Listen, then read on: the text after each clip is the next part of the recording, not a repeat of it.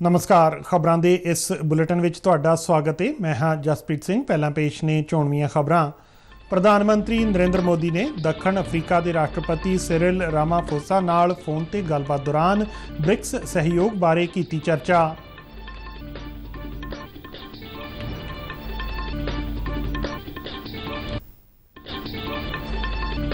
वाराणसी 20 देशों के विकास मंत्रियों की मीटिंग दौरान बोलदियां विदेश मंत्री डॉक्टर एस जयशंकर ने कहा कि कौमांतरी पद्धर ते भारत का सत्कार वधिया।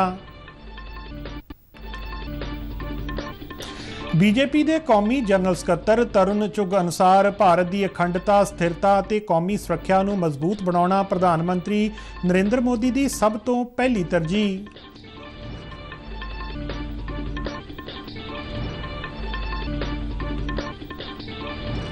अदाकार मंगल ढिल्लों का देहांत।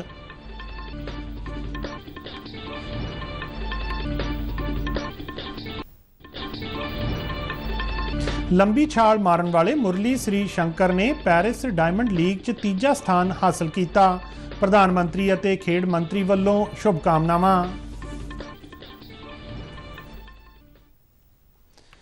ते हुण खबरां विस्तार नाल।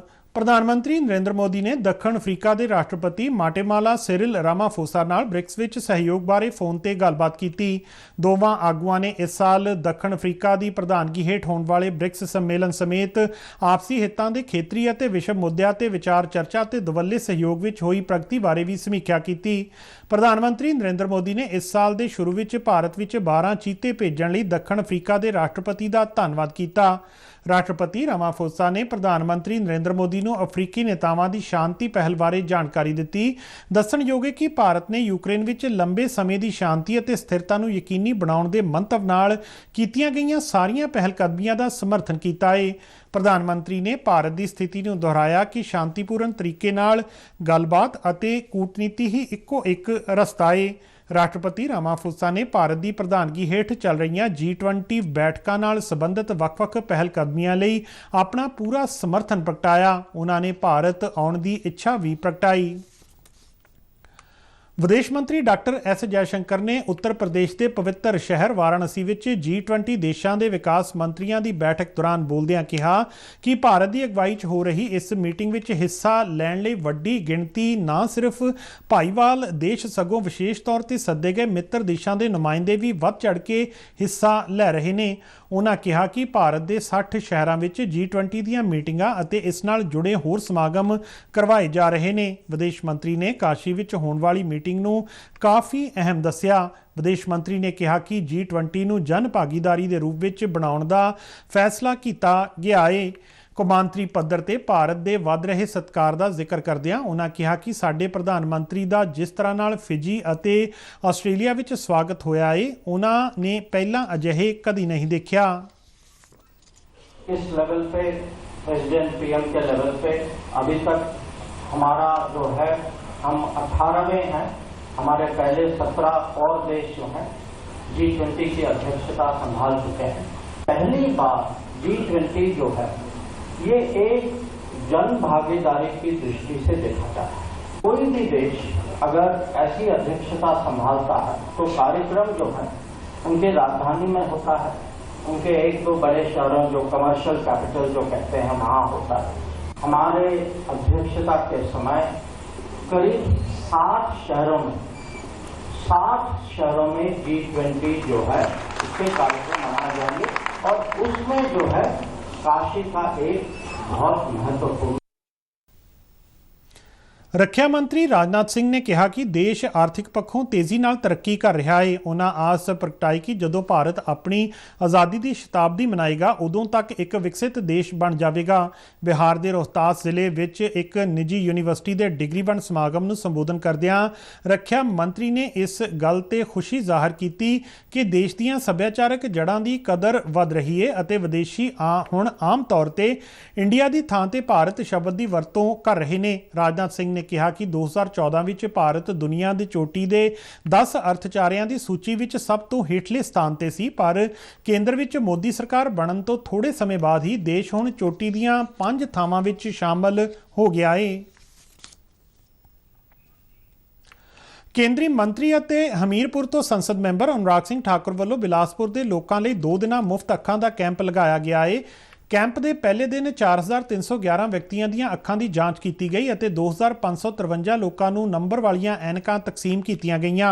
ਇਸ ਦੌਰਾਨ ਬੋਲਦਿਆਂ ਕੇਂਦਰੀ ਮੰਤਰੀ ਨੇ ਕਿਹਾ ਕਿ ਇਹ ਕੈਂਪ ਇਲਾਕੇ ਦੇ ਸਾਰੇ ਲੋਕਾਂ ਦੀਆਂ ਅੱਖਾਂ ਠੀਕ ਰਹਿਣ ਦੇ ਮੰਤਵ ਨਾਲ ਲੋਕਾਂ ਵਿੱਚ ਅੱਖਾਂ ਦੀ ਸੰਭਾਲ ਬਾਰੇ ਜਾਗਰੂਕਤਾ ਪੈਦਾ ਕਰਨ ਦੀ ਸੋਚ ਨਾਲ ਲਗਾਇਆ ਗਿਆ ਹੈ। ਅਨੁਰਾਗ ਸਿੰਘ ਠਾਕੁਰ ਨੇ ਕਿਹਾ ਕਿ ਪਹਾੜੀ ਸੂਬੇ ਹਿਮਾਚਲ ਵਿੱਚ ਅੱਖਾਂ ਦੇ ਮਾਹਰ ਡਾਕਟਰਾਂ ਦੀ ਕਮੀ ਹੈ, ਜਿਸ ਦੇ ਚਲਦਿਆਂ ਲੋਕਾਂ ਨੂੰ ਐਨਕ ਬਣਾਉਣ ਲਈ ਵੀ ਕਈ ਮੁਸ਼ਕਲਾਂ ਦਾ ਸਾਹਮਣਾ ਕਰਨਾ ਪੈਂਦਾ ਹੈ। ਮਗਰੋਂ ਹਮੀਰਪੁਰ 'ਚ ਪੱਤਰਕਾਰਾਂ ਨਾਲ ਗੱਲਬਾਤ ਕਰਦਿਆਂ ਕੇਂਦਰੀ ਮੰਤਰੀ ਨੇ ਕਿਹਾ ਕਿ ਕੇਂਦਰ ਸਰਕਾਰ ਦਾ ਪ੍ਰਧਾਨ ਮੰਤਰੀ ਨਰਿੰਦਰ ਮੋਦੀ ਦੀ ਅਗਵਾਈ ਹੇਠ 9 ਸਾਲਾਂ ਦਾ ਕਾਰਜਕਾਲ ਉਪਲਬਧੀਆਂ ਭਰਿਆ ਰਿਹਾ ਹੈ।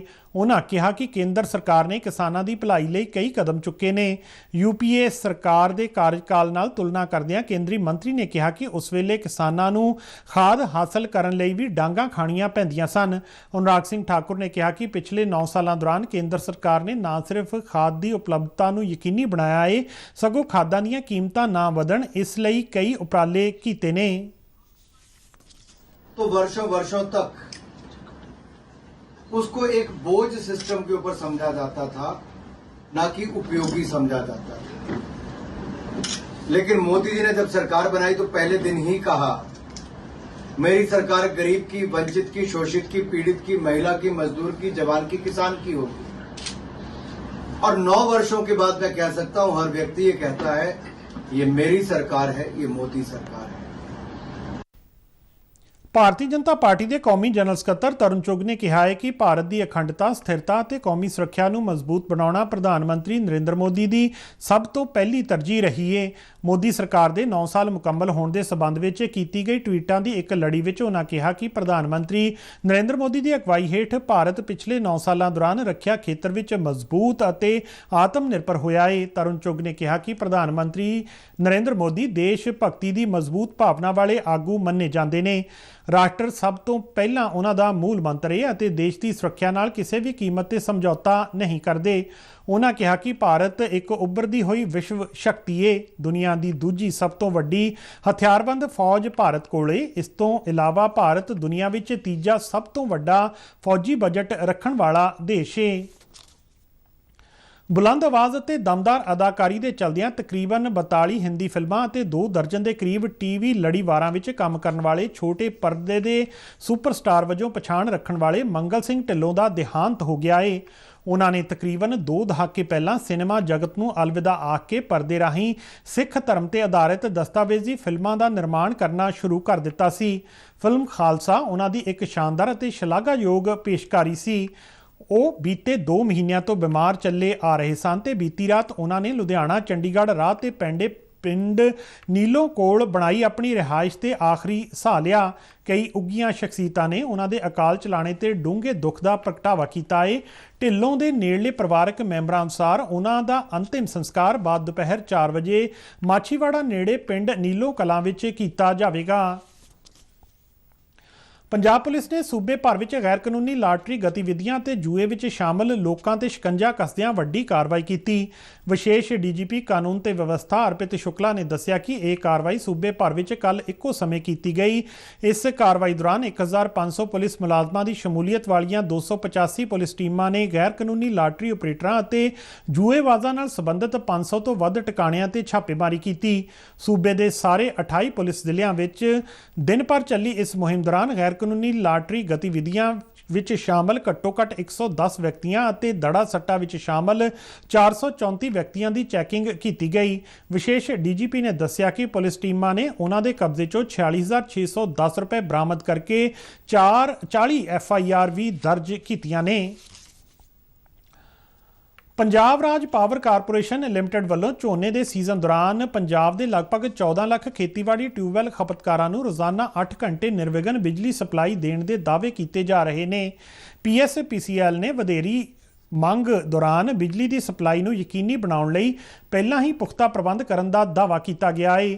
इस संबंधी जानकारी दिंदिआं बिजली मंत्री हरभजन सिंह ईटीओ ने दस्सिया कि झोने के सीजन दौरान खपतकारां दीआं शिकायतां दा निपटारा करन अते बिजली सप्लाई की स्थिति संबंधी अपडेट लई जोनल पद्धर ते अते मुख दफ्तर पटियाला विखे विशेष कंट्रोल रूम स्थापित किए जा रहे हैं। उन्हां दस्सिया कि खपतकारां दी सहूलत लई इन्हां केंद्रां दे हैल्पलाइन नंबर पहलां ही जारी कर दिते गए ने।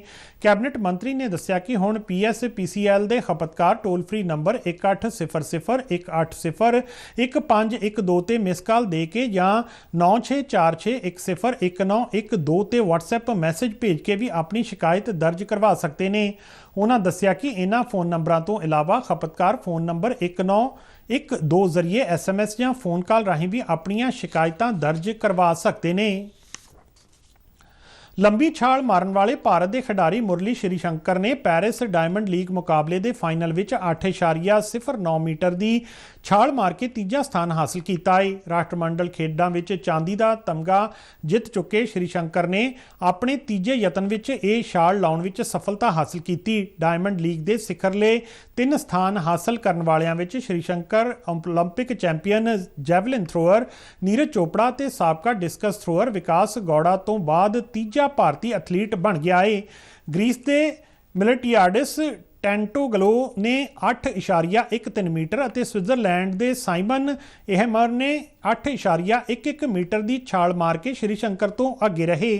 प्रधानमंत्री नरेंद्र मोदी और खेड मंत्री अनुराग सिंह ठाकुर ने भारतीय लॉन्ग जंपर मुरली श्रीशंकर को उसकी शलाघायोग उपलब्धि लिए बधाई दी है। इंग्लैंड के ओवल च खेडे जा रहे विश्व टैसट क्रिकेट चैंपीयनशिप के फाइनल के 5वें और आखिरी दिन भारत 3 विकेटां के नुकसान से बनाईयां 164 दौड़ां तो अगे खेडना शुरू करेगा। भारत नूं जित लई 444 दौड़ां की लोड़ है। चौथे दिन आस्ट्रेलिया ने भारत खिलाफ अपनी दूजी पारी 8 विकेटां के नुकसान से 270 दौड़ां बना के खत्म करने का ऐलान कर दिता। आस्ट्रेलिया नूं भारत खिलाफ पहली पारी 173 दौड़ां की अगेत मिली सी। आस्ट्रेलिया ने पहली पारी में 469 दौड़ां बनाईयां सन जबकि भारत ने 296 दौड़ां ही बनाईयां सन। भारतीय टीम लगातार दूजी बार इस चैंपीयनशिप के फाइनल में पहुंची है। तो इस दे नाल ही खबरां दा ये बुलेटिन खत्म हुंदा है। इजाजत दिओ, नमस्कार।